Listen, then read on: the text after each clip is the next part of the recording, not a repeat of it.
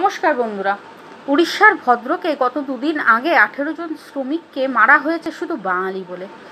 সারা দেশে অনেক জায়গাতে প্রচুর প্রচুর প্রচুর বাঙালি রয়েছেন, কিন্তু প্রত্যেকেই যদি এইভাবে মার খেয়ে এই রাজ্যে আবার ফিরে আসে, তাহলে এই রাজ্যের কিছু তথাকথিত নেতা মন্ত্রী বাংলা পক্ষ এরা কি এদের জীবন ও জীবিকা নির্বাহের জন্য কোনো পথ অবলম্বন করিয়ে দেবে কি তাদের? এটা আমাদের সকলকে ভাবতে হবে। যারা আমরা এখন আশা নিয়ে বসে আছি আমাদের ছেলেমেয়েরা বাইরে যাবে, মানে রাজ্যের বাইরে বেরোবে, যেহেতু এই রাজ্যে কোনো চাকরি বাকরি নেই, তাই অন্য রাজ্যে গিয়ে তাদেরকে জীবিকা নির্বাহ করতে হবে।